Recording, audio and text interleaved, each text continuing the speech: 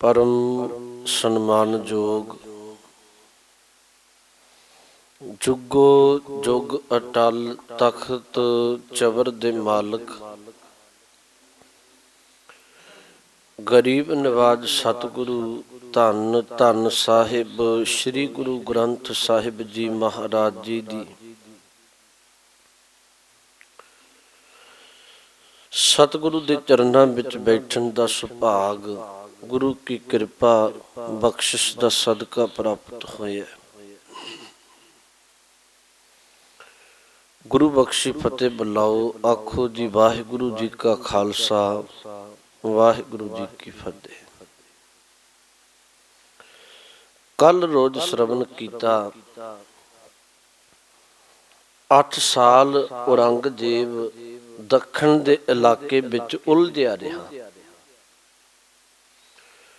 अनाज ते पैसे दी बहुती कमी आई। उन्हें पहाड़ियां तो टैक्स लेना चाहिया। भीम चंद ने गुरु की मदद लई जंग हुई ते जंग जित लई। भीम चंद गुरु का श्रद्धालु बन गया ते भीम चंद याद रखो मैं एक बेनती तुहानू फिर कहां भीम चंद दा दादा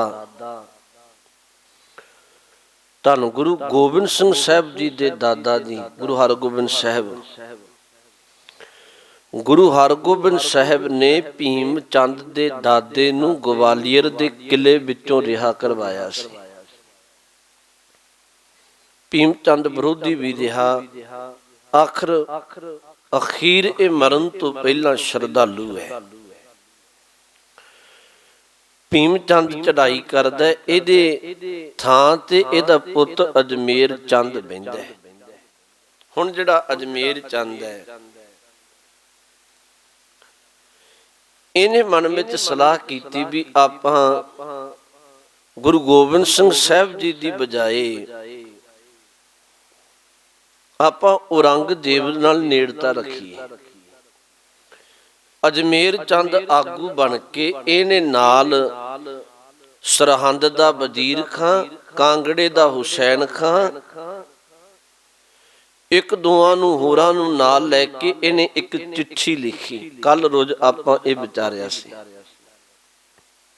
चिट्ठी इहने औरंगजेब नूं लिखी ते जदों उहदे कोल चिट्ठी पहुंची नाल इहने टैक्स घल्लिया ते चिट्ठी विच शब्द लिखे भी असी तां अज भी तेरी ईन मनने है तेरे अधीन है। असी ते पहलां भी टैक्स देण नूं तैयार सी साडी कोई जंग दी भावना नहीं सी पर गुरु गोबिंद सिंह साहब है जिहड़े इह सानूं टैक्स देण नहीं दिंदे सी ते नाल इह गल्लां कह दित्तियां भी इह आउण वाले समय दे अंदर तेरे राज भाग दी बर्बादी करेगा। हुण औरंगजेब गुरु घर नूं गुरु कलगीधर जी नूं एक चिट्ठी लिखदा है अपने वल्लों। ये चिट्ठी लिखदा 23 नवंबर 1693 ईस्वी नूं लिखदा है नवंबर दे महीने ते चिट्ठी विच एक गल लिखदा है कह लगे भी तुसी अपने सिखां तो सच्चे पातशाह कहाउंदे हो तुहानू बेअंत सिख संगतां सजदा करदियां तुसी शास्त्र रखदे हो घोड़ सवारी करदे हो सब कुछ लिख के ने आख्या भी सब कुछ बंद कर दिओ जे रहना चाहुंदे हो ना जिवें तुहाडे वडेरे रहे ने पुरखे ते ठीक है अपना प्रसाद पानी छक के लो पर जिमें दे काम तुसी कर रहे हो गुरु गोबिंद सिंह साहब नूं चिट्ठी लिखदा है ये सादे तो बर्दाश्त नहीं होणगे ते फिर नहीं ते मुश्किल बनेगी। धमकी भरे लहजे दे अंदर गुरु कलगीधर महाराज नूं ये औरंगजेब चिट्ठी लिखदा है। सतगुरु दे कोल जदों ये सुनेहा पहुंचिया महाराज सच्चे पातशाह ने फिर रहमत कीती इहदा जवाब घल्लिया ਜਵਾਬ ਤੇ ਸਤਿਗੁਰੂ ਨੇ ਘੱਲਿਆ। ਕਹਿਣ ਲੱਗੇ ਵੀ ਔਰੰਗਜ਼ੇਬ, ਜਿਵੇਂ ਤੂੰ ਚਾਹੁੰਦਾ ਵੀ ਅਸੀਂ ਆਪਣੀ ਅਣਖ ਗੈਰਤ ਮਾਰ ਕੇ ਜਿਉਈਏ, ਤੇ ਅਸੀਂ ਜਾਂ ਮੇਰੇ ਸਿੱਖ ਅਜਿਹੇ ਨਹੀਂ, ਅਸੀਂ ਤੇ ਅਣਖੀ ਲੋਕ ਹੈ। ਮਹਾਰਾਜ ਕਹਿਣ ਲੱਗੇ ਵੀ ਇਹ ਤੇਰਾ ਜਿਹੜਾ ਚਿੱਠੀ ਦਾ ਫਰਮਾਨ ਹੈ, ਤੇਰਾ ਹੁਕਮ ਹੈ, ਕਿਸੇ ਹੋਰ ਤੇ ਚੱਲ ਸਕਦਾ, ਇਹ ਸਾਡੇ ਤੇ ਨਹੀਂ ਹੈ। ਅਸੀਂ ਤੇ ਇਸ ਭਾਵਨਾ ਵਿੱਚ ਜਿਉਣ ਵਾਲੇ ਹੈ। ਭੈ ਕਾਹੂ ਕੋ ਦੇਤ ਨਹਿ, ਨਹਿ ਭੈ ਮਾਨਤ ਆਨ, ਕਹੋ ਨਾਨਕ ਸੁਨ ਰੇ ਮਨਾ, ਗਿਆਨੀ ਤਾਹੇ ਬਖਾਨ। ਹਜੂਰ ਨੇ ਜਵਾਬ ਘੱਲਿਆ। ਕਹਿਣ ਲੱਗੇ ਜਿਵੇਂ ਤੂੰ ਸੋਚਣਾ ਵੀ ਅਸੀਂ ਨੀਵੀਂ ਪਾ ਕੇ ਤੁਰੀਏ ਹਰ ਵੇਲੇ ਤੇ ਝੁਕ ਕੇ ਤੁਰੀਏ, ਸਾਹਿਬ ਕਹਿਣ ਲੱਗੇ ਕੰਮ ਸਾਥੋਂ ਨਹੀਂ ਹੋਏਗਾ। ਹੁਣ ਔਰੰਗਜ਼ੇਬ ਬਾਦਸ਼ਾਹ ਹੈ, ਉਹਨੂੰ ਅਜਿਹਾ ਜਵਾਬ ਮਿਲਿਆ, ਉਹ ਤੇ ਕੱਲ ਪੁੱਛਿਆ ਅੰਦਰੋਂ। ਉਹਨੇ ਇੱਕ ਦੁਬਾਰਾ, ਮੈਂ ਇੱਕ ਬੇਨਤੀ ਤੁਹਾਨੂੰ ਹੋਰ ਵੀ ਕਹਿ ਦਿਆਂ, ਸਤਿਗੁਰੂ ਨੇ ਇੱਥੇ 1693 ਈਸਵੀ ਦੇ ਅੰਦਰ ਕਈ ਵਾਰੀ ਬਹੁਤ ਬੇਹੂਦੇ ਸਵਾਲ ਜਿਨ੍ਹਾਂ ਦਾ ਕੋਈ ਬਹੁਤਾ ਥਾਂ ਨਹੀਂ ਹੈ, ਉਹ ਪੁੱਛੇ ਜਾਂਦੇ ਨੇ। ਮੈਨੂੰ ਯਾਦ ਇੱਕ ਵਾਰ ਪੁੱਛਿਆ ਵੀ ਭਾਈ ਸਾਹਿਬ ਇਹ ਦੱਸੋ ਵੀ 1699 ਵਿੱਚ ਅੰਮ੍ਰਿਤ ਸੰਚਾਰ ਕੀਤਾ ਤੇ ਉਦੋਂ ਇੰਨੀਆਂ ਕਿਰਪਾਨਾਂ, ਇੰਨੇ ਕਕਾਰ ਕਿੱਥੋਂ ਆ ਗਏ ਸਿੱਖਾਂ ਕੋਲ? ਇਤਿਹਾਸ ਤੇ ਅਸੀਂ ਫੋਲਿਆ ਨਹੀਂ ਹੁੰਦਾ। ਮੈਂ ਬੇਨਤੀ ਕਰਾਂ, 1993 ਵਿੱਚ ਜਦੋਂ ਨਵੰਬਰ ਦੇ ਮਹੀਨੇ ਔਰੰਗਜ਼ੇਬ ਦੀ ਚਿੱਠੀ ਆਈ, ਸਤਿਗੁਰੂ ਨੇ ਇੱਕ ਜਵਾਬ ਤੇ ਘੱਲਿਆ ਔਰੰਗਜ਼ੇਬ ਨੂੰ ਵਾਪਸ। ਨਾਲ ਸਤਿਗੁਰੂ ਨੇ ਥਾਂ ਥਾਂ ਤੇ ਆਪਣੇ ਸਿੱਖਾਂ ਨੂੰ ਹੁਕਮਨਾਮੇ ਸਾਹਿਬ ਘੱਲੇ, ਤੇ ਉਹਦੇ ਵਿੱਚ 2 ਹਦਾਇਤਾਂ ਸਤਿਗੁਰੂ ਨੇ ਖਾਸ ਕਰਕੇ ਕੀਤੀਆਂ। ਇੱਕ ਬਚਨ ਇਹ ਆਖਿਆ, ਕਹਿਣ ਲੱਗੇ ਕੋਈ ਵੀ ਸਿੱਖ ਜਾਂ ਸਿੱਖ ਪਰਿਵਾਰ ਦੇ ਬੱਚਿਆਂ ਵਿੱਚ ਕੇਸਾਂ ਦੀ ਬੇਅਦਬੀ ਨਹੀਂ ਕਰੇਗਾ। ਵੈਸੇ ਉੱਥੇ ਸ਼ਬਦ ਹਜਾਮਤ ਵੀ ਲਿਖਿਆ ਮਿਲਦਾ ਹੈ, ਹਜਾਮਤ ਨਹੀਂ ਕਰਨੀ, ਕੋਈ ਕੇਸਾਂ ਦੀ ਬੇਅਦਬੀ ਨਹੀਂ ਕਰੇਗਾ, ਮਹਾਰਾਜ ਨੇ ਬਚਨ ਲਿਖਿਆ। ਦੂਜਾ ਬਚਨ ਆਖਿਆ, ਕਹਿਣ ਲੱਗੇ ਸਾਰੇ ਹੀ ਆਪੋ ਆਪਣੀ ਥਾਵਾਂ ਤੇ ਸ਼ਸਤਰ ਧਾਰੀ ਹੋਵੋ, ਕੱਲ ਲੋੜ ਪਏ ਤੇ ਆਪਾਂ ਜ਼ੁਲਮ ਦਾ ਮੁਕਾਬਲਾ ਕਰ ਸਕੀਏ। ਮਹਾਰਾਜ ਨੇ ਨਾਲ ਇਹ ਬਚਨ ਤੇ ਬਹੁਤ ਪਹਿਲਾਂ ਆਖੇ ਹੋਏ ਸਨ ਵੀ ਤੁਸੀਂ ਗੁਰੂ ਘਰ ਦੇ ਵਿੱਚ ਸ਼ਸਤਰ ਤੇ ਕੀਮਤੀ ਭੇਟਾਵਾਂ ਜੇ ਭੇਟ ਕਰਨੀ ਆ, ਉਹ ਕੀਮਤੀ ਘੋੜੇ ਤੇ ਸ਼ਸਤਰ ਭੇਟ ਕਰੋ। ਤਾਂ ਕਰਕੇ ਸਿੱਖ ਪਹਿਲਾਂ ਤੋਂ ਹੀ, ਕਿਉਂਕਿ ਸਤਿਗੁਰੂ ਨੂੰ ਆਉਣ ਵਾਲੇ ਸਮੇਂ ਦਾ ਪਤਾ ਹੈ, ਸਤਿਗੁਰੂ ਪਹਿਲਾਂ ਹੀ ਤਿਆਰੀ ਕਰ ਲਏ ਨੇ। ਇਸੇ ਕਾਰਨ ਸਿੱਖ ਪਹਿਲਾਂ ਹੀ ਕੇਸਾ ਧਾਰੀ, ਦਸਤਾਰ ਧਾਰੀ ਤੇ ਸ਼ਾਸਤਰਾਂ ਦੇ ਨਾਲ ਸਨੱਧ-ਬੱਧ ਸਨ। ਸਿੱਖਾਂ ਕੋਲ ਪਹਿਲਾਂ ਹੀ ਸ਼ਾਸਤਰ ਹੁੰਦੇ ਸਨ, ਕਿਰਪਾਨਾਂ ਹੁੰਦੀਆਂ ਸਨ। ਮੈਂ ਬੇਨਤੀ ਕਹਿਣ ਲੱਗਿਆ, ਜਦੋਂ ਔਰੰਗਜ਼ੇਬ ਨੂੰ ਜਵਾਬ ਘੱਲਿਆ, ਔਰੰਗਜ਼ੇਬ ਬਹੁਤ ਕਲਪਿਆ ਵੀ ਫਕੀਰਾਂ ਦਾ ਘਰ ਹੋਵੇ ਤੇ ਇੱਕ ਬਾਦਸ਼ਾਹ ਦੀ ਪਰਵਾਹ ਨਹੀਂ ਮੰਨਦੇ। ਇਹਨੇ ਇੱਕ ਦੂਜੀ ਚਿੱਠੀ ਫਿਰ ਲਿਖੀ ਔਰੰਗਜ਼ੇਬ ਨੇ। ਇਹ ਜਿਹੜੀ ਚਿੱਠੀ ਹੈ, ਇਹਨੇ ਫਰਵਰੀ ਦੇ ਮਹੀਨੇ 1694 ਵਿੱਚ ਲਿਖੀ ਹੈ, 3-4 ਮਹੀਨਿਆਂ ਬਾਅਦ। ਤੇ ਚਿੱਠੀ ਜਦੋਂ ਲਿਖੀ, ਇਹਦੇ ਵਿੱਚ ਇਹਨੇ ਇੱਕ ਹੋਰ ਐਲਾਨ ਕੀਤਾ। ਇਹਨੇ ਕੇਵਲ ਗੁਰੂ ਘਰ ਨੂੰ ਚਿੱਠੀ ਨਹੀਂ ਲਿਖੀ, ਤੇ ਥਾਂ ਥਾਂ ਤੇ ਵੀ ਇਹ ਐਲਾਨ ਕਰ ਦਿੱਤਾ, ਅੱਜ ਤੋਂ ਬਾਅਦ ਕੋਈ ਰਾਜਪੂਤਾਂ ਤੋਂ ਬਿਨਾ, ਮੇਰੀ ਸੈਨਾ ਫੌਜ ਤੋਂ ਬਿਨਾ ਕੋਈ ਵੀ ਆਪਣੇ ਕੋਲ ਇਰਾਕੀ ਜਾਂ ਅਰਬੀ ਘੋੜਾ ਨਹੀਂ ਰੱਖੇਗਾ। ਜਿਹੜਾ ਇਰਾਕੀ ਜਾਂ ਅਰਬੀ ਘੋੜਾ ਰੱਖੇ, ਜਿਹੜਾ ਸ਼ਸਤਰ ਰੱਖੇ, ਉਹ ਸਰਕਾਰ ਦਾ ਬਾਗੀ। ਇਹਨੇ ਸੁਨੇਹਾ ਘੱਲੇ ਤੇ ਗੁਰੂ ਕਲਗੀਧਰ ਜੀ ਨੂੰ ਵੀ ਇੱਕ ਸੁਨੇਹਾ ਘੱਲਿਆ। ਇਹਨੇ ਚਿੱਠੀ ਘੱਲੀ ਵੀ ਤੁਸੀਂ ਆਪਣੇ ਕੋਲ ਬਹੁਤ ਕੀਮਤੀ ਘੋੜੇ, ਮੈਨੂੰ ਪਤਾ ਹੈ ਇਸ ਗੱਲ ਦਾ, ਅਰਬੀ ਤੇ ਇਰਾਕੀ ਰੱਖੇ ਹੋਏ ਨੇ। ਜੇ ਤੁਸੀਂ ਇਵੇਂ ਘੋੜੇ ਤੇ ਸ਼ਸਤਰ ਰੱਖੋਗੇ ਅੱਜ ਤੋਂ ਬਾਅਦ ਮੈਂ ਐਲਾਨ ਕਰਕੇ ਆਖਨੇ ਤੁਹਾਡੇ ਤੇ ਬਹੁਤ ਵੱਡਾ ਹਮਲਾ ਕੀਤਾ ਜਾਏਗਾ, ਤੁਸੀਂ ਬਾਗੀ ਹੋ ਸਰਕਾਰ ਦੇ, ਤੇ ਜਾਂ ਆਪਣਾ ਇਹ ਬੰਦ ਕਰ ਦਿਓ, ਹਜੇ ਮੌਕਾ ਹੈ। ਹੁਣ ਗੁਰੂ ਗੋਬਿੰਦ ਸਿੰਘ ਸਾਹਿਬ ਸੱਚੇ ਪਾਤਸ਼ਾਹ ਦੀ ਤਿਆਰੀ ਵੇਖੋ। ਇਹਨੇ ਫਰਵਰੀ ਦੇ ਮਹੀਨੇ ਵਿੱਚ ਚਿੱਠੀ ਘੱਲੀ 1694। ਸਤਿਗੁਰੂ ਉਸੇ ਫਰਵਰੀ ਦੇ ਮਹੀਨੇ ਵਿੱਚ ਕੁਝ ਦਿਨਾਂ ਬਾਅਦ ਹੀ ਇੱਕ ਜਲੂਸ ਕੱਢਦੇ ਆ। ਇਹ ਬਹੁਤ ਇਤਿਹਾਸ ਦੇ ਪੰਨੇ ਨੇ। ਸਤਿਗੁਰੂ ਜਲੂਸ ਕੱਢਦੇ ਆ। ਮੈਂ ਫਿਰ ਬੇਨਤੀ ਕਰਾਂ, ਜਲੂਸ ਅੱਜ ਤੇ ਅਸੀਂ ਸ਼ਬਦ ਦਾ ਅਰਥ ਮਾੜਾ ਲੈ ਗਏ ਆ। ਕਈ ਵਾਰੀ ਅਸੀਂ ਆਖਨੇ ਆ ਵੀ ਕੀ ਤੇਰਾ ਜਲੂਸ ਕੱਢਤਾ, ਹਾਲਾਂਕਿ ਜਲੂਸ ਦੇ ਅੱਖਰੀ ਅਰਥ ਹੁੰਦੇ ਨੇ ਜਲਾਓ। ਜਲਾਓ ਦਾ ਅਰਥ ਹੁੰਦਾ ਆਪਣੀ ਤਾਕਤ ਦਾ ਪ੍ਰਗਟਾਵਾ ਕਰਨਾ, ਆਪਣੀ ਤਾਕਤ ਦਾ ਪ੍ਰਗਟਾਵਾ ਕਰਨਾ। ਸਤਿਗੁਰੂ ਨੇ ਰਹਿਮਤ ਕੀਤੀ, ਬਖਸ਼ਿਸ਼ ਕੀਤੀ। ਆਨੰਦਪੁਰ ਸਾਹਿਬ ਤੋਂ ਲੈ ਕੇ ਹਰਿਦੁਆਰ ਤੱਕ ਕੀਮਤੀ ਘੋੜੇ, ਜਵਾਨ ਗੁਰੂ ਕੇ ਸਿੱਖ, ਸ਼ਸਤਰਧਾਰੀ ਸਿੱਖ ਲੈ ਕੇ ਤੇ ਇਵੇਂ ਮਹਾਰਾਜ ਪਾਲਕੀ ਵਿੱਚ ਸੁਭਾਏਮਾਨ ਨੇ। ਔਰੰਗਜ਼ੇਬ ਇਹ ਵੀ ਗੱਲ ਕਹਿੰਦਾ ਸੀ ਵੀ ਤੁਸੀਂ ਪਾਲਕੀ ਵਿੱਚ ਅਸਵਾਰੀ ਨਹੀਂ ਕਰ ਸਕਦੇ। ਸਤਿਗੁਰੂ ਨੇ ਕੀਮਤੀ ਸ਼ਸਤਰ, ਕੀਮਤੀ ਘੋੜੇ, ਬਹੁਤ ਜਾਹੋ ਜਲਾਲ ਦੇ ਨਾਲ ਨਗਾਰਾ ਵੱਜਦਾ ਤੇ ਆਨੰਦਪੁਰ ਸਾਹਿਬ ਤੋਂ ਲੈ ਕੇ ਕੀਰਤਪੁਰ ਸਾਹਿਬ ਰੋਪੜ ਵਿੱਚ ਦੀ ਹੁੰਦਿਆਂ ਹਰਿਦੁਆਰ ਦੀ ਧਰਤੀ ਤੱਕ ਇੱਕ ਜਲੌ ਕੱਢਿਆ। ਇੱਕ ਗੱਲ ਸਮਝਾਈ ਕਿ ਇਵੇਂ ਅਸੀਂ ਤੁਹਾਡੀ ਈਨ ਮੰਨਣ ਵਾਲੇ ਨਹੀਂ ਹੈ। ਜਿਵੇਂ ਤੁਹਾਡੀ ਬਿਰਤੀ ਹੈ ਨਾ ਵੀ ਤੁਸੀਂ ਜੋ ਮਰਜ਼ੀ ਕਰੋ ਤੇ ਅਸੀਂ ਸਿਰ ਝੁਕਾ ਕੇ ਤੁਹਾਡੇ ਕਹੇ ਨੂੰ ਸਤ ਬਚਨ ਮੰਨ ਲਈਏ। ਵਕਤੀ ਹਾਕਮ ਦੀ ਅਜਿਹੀ ਚਾਲ ਹੁੰਦੀ ਹੈ ਵੀ ਜਿਹੜੇ ਲੋਕ ਨੇ ਨਾ ਉਹ ਸਾਡੇ ਅੱਗੇ ਕਦੀ ਸਿਰ ਚੁੱਕਣੀ ਨਾ। ਜਿਵੇਂ ਅੱਜ ਕਿਸਾਨੀ ਸੰਘਰਸ਼ ਹੈ, ਇਹ ਜਿੰਨਾ ਕੁਝ ਕੀਤਾ ਗਿਆ ਪਹਿਲਾਂ ਦੇ ਪਿਛੋਕੜ ਨੂੰ ਬਾਚੋਂ ਇਹਨਾਂ ਨੇ ਸੋਚਿਆ ਸੀ ਅਜਿਹੀ ਗੱਲ ਬਈ ਅੱਜ ਤੱਕ ਅਸੀਂ ਜਿਹੜਾ ਹੁਕਮ ਕਹਿ ਦਿੱਤਾ ਕਿਸੇ ਸਿਰ ਨਹੀਂ ਚੁੱਕਿਆ।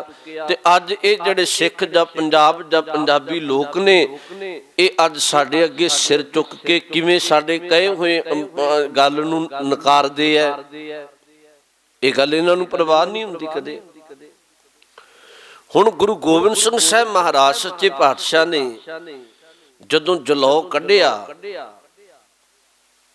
ਤੇ ਔਰੰਗਜ਼ੇਬ ਨੂੰ ਪਤਾ ਲੱਗਿਆ, ਸੁਨੇਹੇ ਤੇ ਪਹੁੰਚਦੇ ਸਨ, ਉਹ ਬਹੁਤ ਕਲਪਿਆ। ਉਹਨੇ ਆਖਿਆ ਇਵੇਂ ਕੰਮ ਬਾਜ਼ ਨਹੀਂ ਆਏਗਾ। ਇਹਨੇ ਡਿਊਟੀ ਲਾਈ, ਜਿਹੜਾ ਇਬਰਾਹਿਮ ਹੈ ਨਾ ਜੰਮੂ ਦਾ, ਇਹਨੂੰ ਪੰਜਾਬ ਦਾ ਗਵਰਨਰ, ਪੰਜਾਬ ਦਾ ਸੂਬੇਦਾਰ ਥਾਪ ਦਿੱਤਾ ਤੇ ਇਹਦੀ ਇੱਕ ਡਿਊਟੀ ਲਾ ਦਿੱਤੀ। ਕਹਿਣ ਲੱਗੇ ਤੂੰ ਗੁਰੂ ਗੋਬਿੰਦ ਸਿੰਘ ਸਾਹਿਬ ਨੂੰ ਉਜਾੜਨਾ, ਤੈਨੂੰ ਜਿੰਨੀ ਤਾਕਤ, ਫੌਜ, ਜੋ ਚਾਹੀਦਾ ਤੂੰ ਲੈ, ਪਰ ਗੁਰੂ ਗੋਬਿੰਦ ਸਿੰਘ ਸਾਹਿਬ ਸੱਚੇ ਪਾਤਸ਼ਾਹ ਦਾ ਘਰ ਘਾਟ, ਇਹ ਆਨੰਦਪੁਰ ਸਾਹਿਬ ਸਭ ਕੁਝ ਉਜਾੜ ਕੇ ਰੱਖ ਦੇ। ਹੁਣ ਇਹਦੇ ਕੋਲ ਤਾਕਤ ਮਿਲੀ। ਇਬਰਾਹਿਮ ਨੇ ਅਗਾਂਹ ਡਿਊਟੀ ਲਾਈ ਦਿਲਾਵਰ ਖਾਂ ਦੀ, ਜਿਹੜਾ ਲਾਹੌਰ ਦਾ ਨਵਾਬ ਹੈ। ਉਹਨੂੰ ਇੱਕ ਬਚਨ ਆਖਿਆ ਵੀ ਮੈਂ ਤੈਨੂੰ ਇਹ ਇਜਾਜ਼ਤ ਦਿੰਨਾ, ਤੂੰ ਮੰਗ ਮੇਰੇ ਤੋਂ ਕਿੰਨਾ ਗੋਲਾ ਸਿੱਕਾ ਜੋ ਚਾਹੀਦਾ, ਫੌਜ, ਤਾਕਤ, ਪੈਸਾ ਮੇਰੇ ਤੋਂ ਲੈ, ਪਰ ਗੁਰੂ ਗੋਬਿੰਦ ਸਿੰਘ ਸਾਹਿਬ ਦੇ ਆਨੰਦਪੁਰ ਸਾਹਿਬ ਨੂੰ ਜਾਂ ਖਾਲਸਾ ਜਿਹੜੇ ਗੁਰੂ ਕੇ ਸਿੱਖ ਨੇ ਇਹਨਾਂ ਸਭ ਨੂੰ ਉਜਾੜ ਕੇ ਰੱਖ ਦੇ। ਕੋਈ ਸੁਣਵਾਈ ਨਹੀਂ, ਤੂੰ ਭਾਵੇਂ ਇਹਨਾਂ ਦੇ ਘਰ ਘਾਟ ਉਜਾੜ ਦੇ, ਕੋਈ ਕਾਨੂੰਨ ਤੋਂ ਪਰੇ ਦੀ ਗੱਲ ਹੈ, ਕੋਈ ਗੱਲ ਨਹੀਂ ਹੈ। ਹੁਣ ਦਿਲਾਵਰ ਖਾਨ ਸੀ ਜਿਹੜਾ ਇਹਨੇ ਪਹਿਲਾਂ ਵੀ ਨਦਾਉਣ ਦੀ ਜੰਗ ਵੇਖੀ ਸੀ, ਇਹਦਾ ਇੰਨਾ ਹੀਆ ਨਾ ਪਏ, ਪਰ ਹੁਣ ਸਾਹਮਣੇ ਮੌਤ ਹੈ, ਜੇ ਜਵਾਬ ਦਿੰਦਾ ਤਾਂ ਵੀ ਮੁਸ਼ਕਲ ਹੈ। ਇਹਦੇ ਪੁੱਤ ਦਾ ਨਾਮ ਹੈ ਰੁਸਤਮ ਖਾਂ। ਆ ਸਾਨੂੰ ਗੱਲਾਂ ਯਾਦ ਰੱਖਣੀਆਂ ਚਾਹੀਦੀਆਂ। रुस्तम खां है जिहड़ा, इहने अपने पुत, वो नौजवान है ते उहनूं एक गल आखी, रुस्तम खां पुत्र चल तू अपने नाल सूरमियां नूं लै, शास्त्र लैके ते इस गुरु कलगीधर जी दे आनंदपुर साहिब नूं कोई ना कोई उपराला करके सिखां नूं उजाड़ो। हुण रुस्तम खां वर्गियां ने 1694 की गल है, अपने नाल इन्हें अपनी फौज लैके उड़ीक विच है भी मौसम ठीक होवे, मीह वरदे सन। सतगुरु गुरु कलगीधर जी ने ना, मैं बार बार ही बेनती आखने, अज भी आनंदपुर साहिब जाऊं, 3 जिहड़े किले आ सतलुज दे कंढे बनाए सी, निर्मोहगढ़, होलगढ़ ते लोहगढ़। हुण इन्हां नूं एक गल पता सी भी जे आनंदपुर साहिब विच वड़ना है ते सतलुज नूं पार करना पएगा। सतलुज विच मीह बहुत पैण कारण पानी बहुत सी, ये उड़ीक रहे ने भी कदों मौसम ठीक होवे ते मीह दा समां बंद होवे ते हमला करिए। आखिर समा आया मौसम ठीक जान के ते रुस्तम खां ने एक वड्डी फौज लैके आप आगू बन के सतलुज दे किनारे पहुंच गया। हुण वेखो पहुंचा, वेखो किस वक्त ये पहुंचदा, अद्धी रात लंघण ते अमृत वेले बाणी पढ़दियां ते कह लवो हमला करना चाहुंदा है। इधर हुण गुरु कलगीधर जी बड़े निपुण सन, जरनैल सन, महाराज ने रात नूं पहरेदार सिख पहरा दिंदे सन सारी सारी रात। आलम सिंह गुरु का सिख है, उमें आलम चंद है, अमृत छक के आलम सिंह नचना इहदा तखलस पिया सी। आलम सिंह एक गुरु का सिख है, ये पहरेदार सिख है। इनू पता लग्या भी रुस्तम खां वर्गे, इनू पता लग्या भी ये मुगलों की फौज पहाड़ियां दी चढ़ के आई है। घोड़ियां दे पैड़ां दी आवाज सुनी, हजे ये सतलुज विच पार नहीं कीता इन्हां। आलम सिंह ने उसे वेले नगारे ते चोट मारी। बहुत कुछ है जिहड़ा सानू ध्यान विच नहीं है। जदों ते नगारे दी चोट लगातार नगारा बजे, उदों ते नगारा ये गल दा संकेत दिंदा है भी ये गुरु की खुशी विच है। जदों नगारे दी चोट, एक बार नगारा एक चोट मारी, फिर रुक के दूजी चोट मारी, उदों ये प्रतीत करदा भी हुण जंग दा समा बन गया। ये इवें दी मर्यादा है। हुण नगारे दी चोट भाई आलम सिंह ने एक बार बजा के फिर रुकिया, फिर दूजी बार बजाया। हुण ज्ञानी होए, सुचेतन होए, गुरु के सिख कोई नशई ते है नहीं सी भी उठणगे नहीं। पता लग्या भी जंग दा माहौल बन गया है। ओनी पैरी गुरु के सिख उठे ते उच्ची उच्ची जयकारे लाए। जिधर रुस्तम खां अपनी सतलुज दे पार फौज लैके खलोता है, उधर थोड़े वाले शस्त्र चलाए। रुस्तम खां बहुत घबरा गया। उन्हें सोचा तो यह सी भी शायद सुते पियां ते हमला कर देंगा। उन्हें वेख्या भी ये ते रात नूं भी सारे जागते ने। इन्नी नगारियां दी आवाज़, इन्नी जकारियां दी आवाज़ सुन के रुस्तम खां बहुती फौज मरवा के आखिर वापस डरदियां मारे दौड़ गया, जंग जित ली।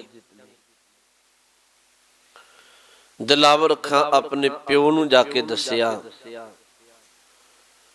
इहदे प्यो ने बड़ी फिट लानत पाई भी तू किसी काम दा नहीं है, हुण ये गल मैनू अगाह करनी पएगी। दिलावर खां ने कहा इब्राहिम नूं दसिया भी साथों कुछ नहीं सरिया, असी ते अपना नुकसान करा के वापस परत आए, बहुत नुकसान करवा लिया। हुण दिलावर खां दी गल सुन के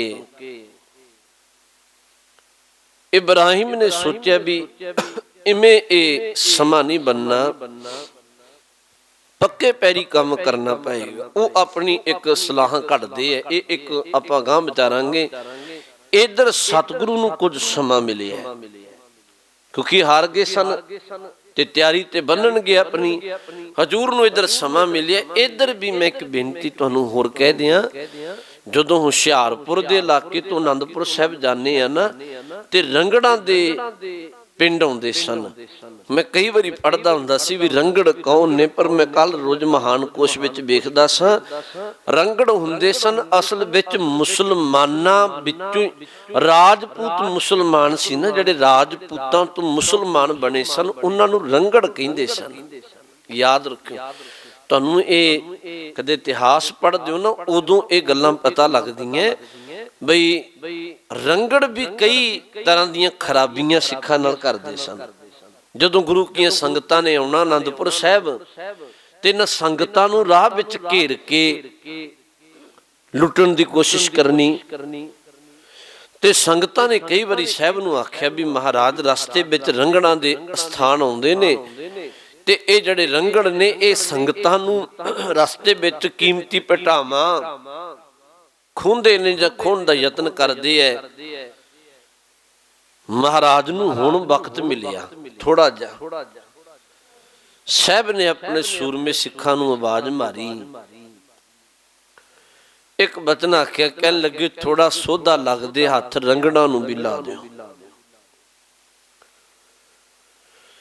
ਗੁਰੂ ਕੇ ਸਿੱਖਾਂ ਤਿਆਰੀ ਬੰਨੀ, ਸੱਤ ਬਚਨ ਕਹਿ ਕੇ ਜਿਸ ਰਸਤੇ ਸੰਗਤ ਆਉਂਦੀ ਸੀ, ਸਮੇਂ ਦੀ ਉਡੀਕ ਵਿੱਚ ਬੈਠੇ ਰੰਗੜਾਂ ਤੇ ਆਪਣੀਆਂ ਹਰਕਤਾਂ ਫਿਰ ਲੁੱਟਣ ਖੋਹ ਵਾਲੀਆਂ ਕੀਤੀਆਂ।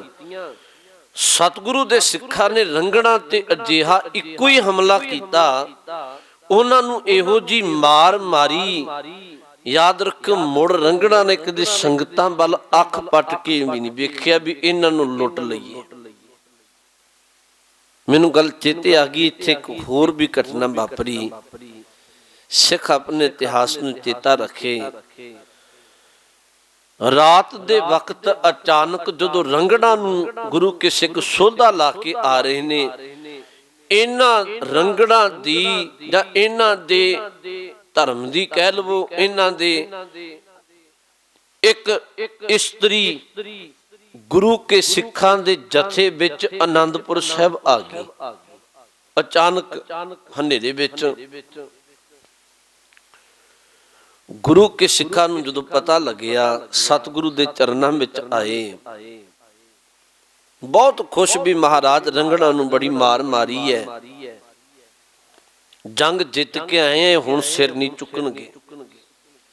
ਜਦੋਂ ਸਾਹਿਬ ਨੂੰ ਸਾਰੀ ਵਾਰਤਾ ਪਤਾ ਲੱਗੀ ਵੀ ਇੱਕ ਇਸਤਰੀ ਵੀ ਇਹਨਾਂ ਦੀ ਗੁਰੂ ਘਰ ਪਹੁੰਚ ਗਈ ਹੈ, ਮਹਾਰਾਜ ਨੇ ਇੱਕ ਬਚਨ ਆਖਿਆ, ਕਹਿਣ ਲੱਗੇ ਵੀ ਇਹਨੂੰ ਬਹੁਤ ਅਦਬ ਨਾਲ ਪ੍ਰਸ਼ਾਦ ਪਾਣੀ ਛਕਾ ਕੇ ਇਹਨੂੰ ਇਹਦੇ ਨਗਰ ਛੱਡ ਕੇ ਆਓ ਇੱਜ਼ਤ ਪਤ ਨਾਲ। ਮੈਂ ਇੱਕ ਬੇਨਤੀ ਤੁਹਾਨੂੰ ਫਿਰ ਕਹਿਣ ਲੱਗਿਆ, ਨੂੰ ਭਾਵਨਾ ਨਾਲ ਸੁਣਿਓ। ਸਿੱਖਾਂ ਇੱਕ ਵਾਰ ਸਾਹਿਬ ਨੂੰ ਪੁੱਛਿਆ ਵੀ ਉਦੋਂ ਮਹਾਰਾਜ ਇਹ ਦੱਸੋ ਵੀ ਇਹ ਲੋਕ ਇੰਨਾ ਇੱਜ਼ਤ, ਇੰਨਾ ਧੀ ਭੈਣ ਮਾਤਾ ਦਾ ਸਤਿਕਾਰ ਨਹੀਂ ਕਰਦੇ, ਜਿਹੜੇ ਇਹ ਮੁਗਲ ਲੋਕ ਨੇ। ਜਦੋਂ ਕਿਤੇ ਇਹਨਾਂ ਨੂੰ ਸਾਡੇ ਧਰਮ ਦੀਆਂ ਧੀਆਂ ਭੈਣਾਂ ਦਾ ਪਤਾ ਲੱਗਦੇ, ਇਹ ਅਦਬ ਸਤਿਕਾਰ ਕਰਨ ਦੀ ਬਜਾਏ ਨਿਰਾਦਰ ਕਰਦੇ ਐ। ਸਾਨੂੰ ਤੁਸੀਂ ਇੱਕ ਸਿੱਖਿਆ ਵਾਰ-ਵਾਰ ਦਿੰਦੇ ਹੋ ਵੀ ਇੱਕ ਮਾਤਾ ਭੈਣ ਧੀ ਦਾ ਨਿਰਾਦਰ ਕਦੀ ਨਹੀਂ ਕਰਨਾ, ਭਾਵੇਂ ਕਿਸੇ ਧਰਮ ਦੀ ਹੋਵੇ, ਭਾਵੇਂ ਦੁਸ਼ਮਣ ਦੀ ਕਿਉਂ ਨਾ ਹੋਵੇ। ਇਹਦਾ ਕੀ ਕਾਰਨ ਹੈ? ਸਤਿਗੁਰੂ ਨੇ ਉਦੋਂ ਬਖਸ਼ਿਸ਼ ਭਰੇ ਬਚਨ ਕਹੇ ਸਨ। ਗੁਰੂ ਗੋਬਿੰਦ ਸਿੰਘ ਸਾਹਿਬ ਨੇ ਕਹਿਣ ਲੱਗੇ, ਸਿੱਖੋ ਧਰਮ ਭਾਵੇਂ ਕੋਈ ਮਾੜਾ ਨਹੀਂ, ਪਰ ਬਹੁਤੀ ਬਾਰੀ ਬਹੁਤੇ ਧਰਮ ਨੇ ਜਿਨ੍ਹਾਂ ਦੇ ਲੋਕ ਅਕਸਰ ਵਿਕਾਰਾਂ ਵਿੱਚ ਉਲਝ ਕੇ ਰਹਿ ਜਾਂਦੇ ਹੈ, ਪਰ ਮੈਂ ਆਪਣਾ ਧਰਮ ਇੰਨਾ ਉੱਚਾ ਸੁੱਚਾ ਤੇ ਪਾਕ ਪਵਿੱਤਰ ਰੱਖਣਾ, ਗੁਰੂ ਕੇ ਸਿੱਖਾਂ ਨੂੰ, ਗੁਰੂ ਨਾਨਕ ਦੇ ਦਰ ਦੇ ਸ਼ਰਧਾਲੂ ਨੂੰ ਕਦੀ ਕੋਈ ਵਿਕਾਰ ਛੂਏਗਾ ਵੀ ਨਹੀਂ। महाराज ने ये बख्शिश भरे बचन कहे, ना ये काम, ना क्रोध, ना लोभ, ना मोह, ना अहंकार, ये किसी बिरती विच नहीं फसेगा जिहड़ा सचमुच गुरु की पावन बाणी पढ़न वाला गुरु का सिख है। हजूर कह लगे निरादर ते वो लोग करदे ने इस्त्री दा जिन्हां दे धर्म दे विच संपूर्णता नहीं, जिन्हां दे धर्मां विच कमियां ने, जिन्हां दी मर्यादा विच कमी है। मैं ते अपना सिख इंद्री जित पंच दोख ते रहत, मैं ते गुरु का सिख अजिहा पैदा कीता है। गुरु नानक दे घर दा ते सिख अजिहा है जिहड़ा अपने जीवन नूं बड़ा किरदार पक्षों उच्चियां सुच्चियां रखदे। हरि सिंह नलूआ लड़ी तो बाहर की गल है भी एक बार ओदे कोल एक अमृत वेले इशनान पान कर रहे सन। गुरु के सिख पठाना दी एक माता, आपा शब्द माता वरतने, उमें नौजवान बच्ची सरदार हरि सिंह नलूआ उदी बहादुरी वेख के ते नलूए दे कोल आई। सिखां नूं आके आख्या भी मैं हरि सिंह नूं मिलना। उन्हां आख्या भी नहीं, हुण अमृत वेला है ते इशनान सोध रहे ने ते बाणी पढ़न दा वक्त है, बाद विच आवी। इन्हें आख्या भी गुरु दे घर दा जां सिखां दे हर वेरी बूहा खुलिया हुंदा है ते मैं आस लैके आई है। हरि सिंह नलूए नूं पता लग्या, उन्हें आवाज मारी भी बीबा तू लंघिया। पुछया बोल की काम है। इन भावना नाल सुने ने बचन आखे, कहन लगे भी तू बहादुर बने, मैं चाहनी है मेरी कुख तो तेरे वर्गा पुत्र जन्म लए। हरि सिंह नलूए ने एक बचन आख्या, कहन लगे बीबा साडे धर्म दे विच अजिहा नहीं है। याद रख साडा गुरु सानू ये गल समझाउंदा है, देख पराइयां चंगियां मावां भैणां धीआं जाणे। साडे घर विच ते साडे गुरु दा उपदेश है। इन्हें तुरन लगी ने कई मेहने मारे, कह लगी मैं सुनिया सी भी गुरु दे घर तो कोई खाली नहीं जाता, गुरु के सिखां तो ते ए गुरु के सिख कोई मैं मननी है भी कोई अधूरा भी जा सकता है। जदों इन्हें गुरु का नाम लैके इवें उलांभे मारे, हरि सिंह नलूए ने इनू फिर आवाज मारी ते एक बचन आख्या, कह लगी बीबा लंघिया एक बार, हुण मेरे गुरु की गल है, तू मेरे वर्गा पुत्र चाहनी है, अज तो बाद तू मेरी मां है, मैं तेरा पुत्र है। ओनू मां बना के अदब दिता हरि सिंह नलूए ने। मैं बेनती केवल इन्हीं कह रहा सा, सतगुरु गुरु कलगीधर महाराज ने यह बख्शिश की, सिखां नूं समझाया, रहमतां कीतियां ते ए किरदार पक्षों जिहड़ी सिख दी गल कई बारी शोभा खट दी आम जंगां विच तुहानूं मिलेगी, वो वखरी लड़ी है।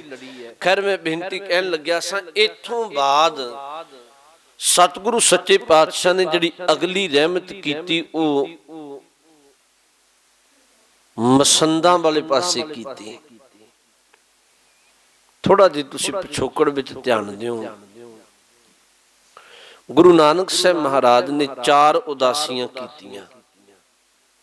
बहुता समा साहब ने फेरा पा के ते धर्म दा उपदेश मनुखता दे भले लई वंडिया। अगां गुरु अंगद साहब ने बख्शिश की, जदों गुरु अमरदास जी का वक्त आया ना, गुरु अमरदास महाराज ने 22 मंजियां थापियां सन। मंजियां दा भाव ये सी, तुसी गुरु दा जीवन कदी पढ़ोगे ना, उत्थे मिलेगा भी गुरु अमरदास जी ने 22 मंजियां स्थापित कीतियां।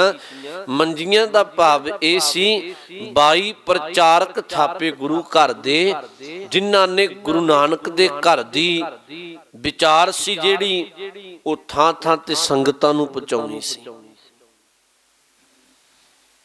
गुरु रामदास जी दा वक्त आया, गुरु रामदास जी ने मसंद थापे, क्योंकि पहला 22 सन ਤੇ ਸਿੱਖੀ ਦਾ ਪ੍ਰਚਾਰ ਵਧਾਉਣ ਦੇ ਲਈ ਜਾਂ ਸੰਗਤਾਂ ਬਹੁਤੀਆਂ ਹੋ ਗਈਆਂ, ਪ੍ਰਚਾਰਕ ਥਾਪੇ। ਮਸੰਦ ਸੀ ਨਾ, ਜਿਹੜੇ ਮਸੰਦ ਸਨ ਗੁਰੂ ਘਰ ਦੇ ਪ੍ਰਚਾਰਕ, ਮਸੰਦ ਸਨ ਗੁਰੂ ਘਰ ਦੇ ਵਫਾਦਾਰ। ਉਹਨਾਂ ਦਾ ਕੰਮ ਸੀ ਸੰਗਤਾਂ ਦੀਆਂ ਕਾਰ ਭੇਟਾਵਾਂ ਲੈ ਕੇ ਤੇ ਗੁਰੂ ਘਰ ਵਿੱਚ ਪਹੁੰਚਾਉਣੀਆਂ। ਪਰ ਪੰਚਮ ਪਾਤਸ਼ਾਹ ਤੱਕ ਹੀ ਆ ਕੇ ਮਸੰਦ ਸਨ ਜਿਹੜੇ ਉਹ ਆਪਣੇ ਧਰਮ ਤੋਂ ਡਿੱਗਦੇ ਨਜ਼ਰ ਆਏ। ਤੁਹਾਨੂੰ ਪਤਾ ਹੈ ਉਹ ਜਿਹੜੇ ਬਾਣੀ ਪੜ੍ਹਨ ਤੇ ਇਤਿਹਾਸ ਦੇ ਜਾਣੂ ਵੀ ਪ੍ਰਿਥੀ ਚੰਦ ਨਾਲ ਰਲ ਕੇ ਮਸੰਦਾਂ ਨੇ ਗੁਰੂ ਘਰ ਦੀਆਂ ਕਾਰ ਭਟਾਵਾਂ ਰਸਤੇ ਵਿੱਚ ਹੀ ਰੋਕ ਕੇ ਤੇ ਗੁਰੂ ਕੋਲ ਪਹੁੰਚਾਉਣ ਦੀ ਬਜਾਏ ਪ੍ਰਿਥੀ ਚੰਦ ਵਾਲੇ ਪਾਸੇ ਪਹੁੰਚਾਉਣੀਆਂ ਸ਼ੁਰੂ ਕਰ ਦਿੱਤੀਆਂ। ਅਗਾਂਹ ਜਾ ਕੇ ਫਿਰ ਸਮੇਂ ਦੇ ਨਾਲ ਰਾਮ ਰਾਏ ਦੇ ਨਾਲ ਮਸੰਦ ਜੁੜ ਗਏ।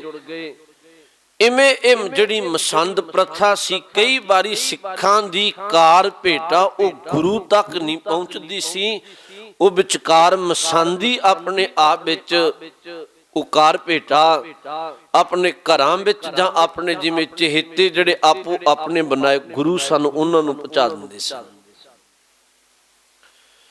10ਵੇਂ ਪਾਤਸ਼ਾਹ ਦਾ ਵਕਤ ਆਇਆ,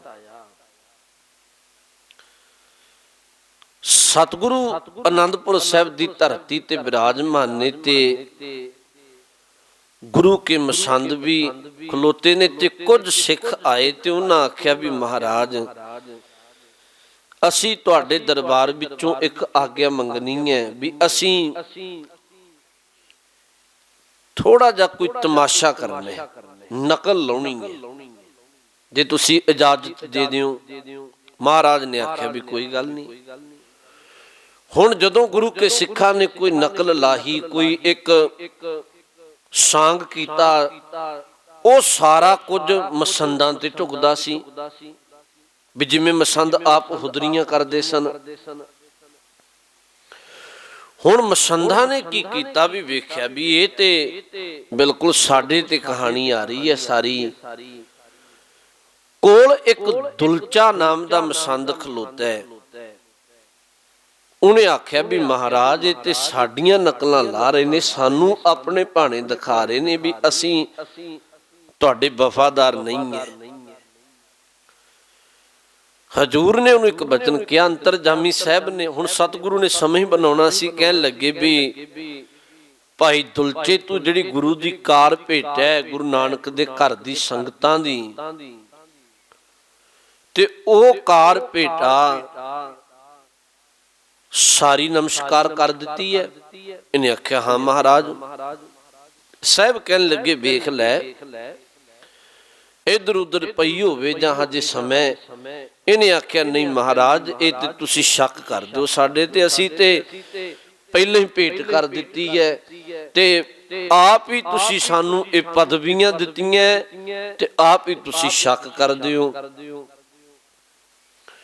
ਸਤਿਗੁਰੂ ਨੇ ਆਖਿਆ ਮੈਂ ਤੇ ਫਿਰ ਵੀ ਆਖਣਾ ਵੀ ਦੇਖ ਲੈ। ਕਹਿਣ ਲੱਗਿਆ ਨਹੀਂ। ਹਜੂਰ ਨੇ ਹੁਣ ਇਹਨੂੰ ਕੀ ਪਤਾ, ਸਮਝ ਨਹੀਂ ਹੁੰਦੀ ਕਈ ਵਾਰੀ। ਸਾਹਿਬ ਕਹਿਣ ਲੱਗੇ ਭਾਈ ਦੁਲਚੇ ਪੱਗ ਦੇ 2 ਲੜ ਲਾ ਆਪਣੀ ਦੀ। ਜਦੋਂ ਪੱਗ ਦੇ 2 ਲੜ ਲਾਹੇ ਉਹਦੇ ਵਿੱਚੋਂ ਕੁਝ ਕਾਰ ਭੇਟਾ ਗੁਰੂ ਘਰ ਦੀ ਸੰਗਤਾਂ ਦੀ ਦਿੱਤੀ ਨਿਕਲੀ। ਇਹਨੇ ਚਰਨ ਪਕੜ ਲਏ, ਮਹਾਰਾਜ ਗਲਤੀ ਹੋ ਗਈ। ਇੱਥੇ ਇੱਕ ਚੇਤੋ ਮਸੰਦ ਹੈ, ਚੇਤੋ ਮਸੰਦ ਹੈ ਜਿਹੜਾ ਇਹਨੂੰ ਕਿਸੇ ਗੁਰੂ ਕੇ ਸਿੱਖ ਨੇ 2 ਕੰਗਣ ਦਿੱਤੇ ਸਨ ਸਤਿਗੁਰੂ ਨੂੰ ਭੇਟਾ ਕਰਨ ਦੇ ਲਈ। ਇਹਨੇ ਇੱਕ ਕੰਗਣ ਭੇਟ ਕਰ ਦਿੱਤਾ, ਇੱਕ ਆਪਣੇ ਘਰ ਰੱਖ ਲਿਆ। ਸਤਿਗੁਰੂ ਨੇ ਤਾਂ ਕੁਝ ਨਾ ਕਿਹਾ ਤੇ ਉਹ ਸਿੱਖ ਕਦੀ ਕੁਝ ਸਮੇਂ ਬਾਅਦ ਗੁਰੂ ਕੇ ਦਰਸ਼ਨਾਂ ਨੂੰ ਆਨੰਦਪੁਰ ਸਾਹਿਬ ਆ ਗਿਆ। ਜਦੋਂ ਆਨੰਦਪੁਰ ਸਾਹਿਬ ਆਇਆ ਤੇ ਉਸ ਚੇਤੋ ਨੂੰ ਪਤਾ ਲੱਗ ਗਿਆ ਵੀ ਸਿੱਖ ਆ ਗਏ ਤੇ ਜੇ ਕਿਤੇ ਗੁਰੂ ਕੋਲ ਗੱਲ ਚੱਲ ਪਈ ਹੋ ਸਕਦਾ ਮੇਰਾ ਪਾਜ ਉਗੜ ਜਾਏ। ਚੇਤੋ ਨੇ ਕੀ ਕੀਤਾ ਵੀ ਜਦੋਂ ਦਰਸ਼ਨਾਂ ਨੂੰ ਆਏ ਲੰਗਰ ਪਾਣੀ ਵਿੱਚ ਤਾਂ ਕੁਝ ਨਾ ਕਹੇ, ਪਰ ਜਦੋਂ ਦਰਬਾਰ ਵਿੱਚ ਆਉਣਾ ਚਾਹੇ ਸਿੱਖ ਤੇ ਉਹਨੂੰ ਆਉਣ ਨਾ ਦੇ। ਪਹਿਲੇ ਪਹਿਰੇਦਾਰ ਸਿੱਖਾਂ ਨੂੰ ਕਹਿ ਕਹਾ ਕੇ ਵੀ ਇਹ ਸਿੱਖ ਦਾ ਬਹੁਤਾ ਦਿਮਾਗ ਠੀਕ ਨਹੀਂ, ਇਹ ਸਰੀਰ ਪੱਖੋਂ ਠੀਕ ਨਹੀਂ ਹੈ। ਗੁਰੂ ਦਰਬਾਰ ਵਿੱਚ ਇਹਨੂੰ ਜਾਣ ਹੀ ਨਾ ਦਿੱਤਾ। ਹੁਣ ਸਿੱਖ ਨੂੰ 2-4 ਦਿਨ ਹੋ ਗਏ ਸਨ, ਸਮਾਂ ਕੱਢ ਕੇ ਆਇਆ ਸੀ। ਉਹ ਵਾਪਸ ਪਰਤਣ ਲੱਗਿਆ, ਕੇਸਗੜ੍ਹ ਸਾਹਿਬ ਵਾਲੇ ਪਾਸੇ ਬੈਠਾ ਤੇ ਮਨ ਵਿੱਚ ਹੀ ਅਰਦਾਸ ਕਰਦਾ ਵੀ ਸਤਿਗੁਰੂ, ਮੈਂ ਤੇ ਦਰਸ਼ਨ ਕਰਨ ਆਇਆ ਸੀ, ਪਰ ਤੇਰੀ ਰਜ਼ਾ ਹੋਏਗੀ, ਤੈਨੂੰ ਪਿਆਰ ਕਰੀਦਾ ਵੀ, ਪਰ ਅੱਜ ਤੇਰੇ ਦਰਸ਼ਨ ਨਹੀਂ ਹੋਏ ਤੇ ਮੈਂ ਵਾਪਸ ਚੱਲਿਆ। ਮੈਂ ਤੇ ਨਹੀਂ ਪਹੁੰਚ ਸਕਿਆ, ਪਰ ਜੇ ਤੁਸੀਂ ਬਖਸ਼ਿਸ਼ ਕਰ ਦਿਓ ਕਦੀ ਮੇਰੇ ਤੱਕ ਪਹੁੰਚ ਜਾਉ ਤੇ ਮੈਂ ਸੁਭਾਗਾ ਸਮਝਾਂਗਾ। ਹੁਣ ਸਤਿਗੁਰੂ ਅੰਤਰਜਾਮੀ ਨੇ, ਸਾਹਿਬ ਸੱਚੇ ਪਾਤਸ਼ਾਹ ਮਹਾਰਾਜ ਨੇ ਉਹਦੀ ਅਰਦਾਸ ਗੁਰੂ ਦੇ ਦਰ ਪ੍ਰਵਾਨ ਹੋਈ। ਆਵਾਜ਼ ਮਾਰ ਕੇ ਸਿੱਖ ਨੂੰ ਬੁਲਾਇਆ। ਜਦੋਂ ਪ੍ਰਸ਼ਾਦਾ ਛਕਣ ਜਾਣ ਲੱਗੇ, ਕਹਿਣ ਲੱਗੇ ਆ ਸਿੱਖਾ, ਅੱਜ ਆਪਾਂ ਦੋਨੋਂ ਬੈਠ ਕੇ ਇੱਕ ਥਾਂ ਪ੍ਰਸ਼ਾਦਾ ਛਕਾਂਗੇ। ਸਿੱਖ ਨੂੰ ਪ੍ਰਸ਼ਾਦ ਪਾਣੀ ਆਪਣੇ ਕੋਲ ਬਿਠਾ ਕੇ ਛਕਾਇਆ। ਉਹ ਬੜਾ ਆਨੰਦਿਤ ਹੋਇਆ। ਹਜ਼ੂਰ ਨੇ ਇੱਕ ਬਚਨ ਆਖਿਆ, ਕਹਿਣ ਲੱਗੇ ਵੀ ਸਿੱਖਾ, ਤੂੰ ਕਦੀ ਯਾਦ ਹੀ ਨਹੀਂ ਕੀਤਾ, ਤੂੰ ਕਦੀ ਦਰਸ਼ਨ ਹੀ ਨਹੀਂ ਦਿੱਤੇ, ਤੂੰ ਕਦੀ ਦਸਬੰਧ ਨਹੀਂ ਕੱਢਿਆ। ਉਹਨੇ ਆਖਿਆ, ਸਤਿਗੁਰੂ, ਤੇਰੇ ਦਿੱਤੇ ਖਜ਼ਾਨੇ ਵਿੱਚੋਂ 2 ਕੰਗਣ ਤੇ ਮੈਂ ਚੇਤੋ ਮਸੰਦ ਨੂੰ ਦੇ ਕੇ ਘੱਲੇ ਸਨ ਵੀ ਗੁਰੂ ਨੂੰ ਭੇਟ ਕਰ ਦੇਈਂ। ਸਾਹਿਬ ਨੇ ਬਚਨ ਆਖਿਆ ਵੀ ਮੇਰੇ ਕੋਲ 1 ਕੰਗਣ ਪਹੁੰਚਿਆ। ਉਹਨੇ ਆਖਿਆ, ਕਹਿਣ ਲੱਗਿਆ ਸਤਿਗੁਰੂ, ਮੈਂ 2 ਘੱਲੇ।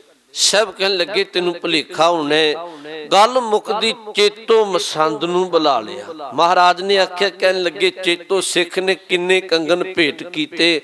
ਕਹਿਣ ਲੱਗਿਆ, ਮਹਾਰਾਜ, ਮੈਂ ਪਹਿਲਾਂ ਆਖਿਆ ਸੀ ਵੀ ਇਹਦਾ ਦਿਮਾਗ ਠੀਕ ਨਹੀਂ ਹੈ, ਇਹਨੇ ਇੱਕੋ ਹੀ ਕੰਗਣ ਦਿੱਤਾ ਸੀ, ਮੈਂ ਪਹੁੰਚਾ ਦਿੱਤਾ।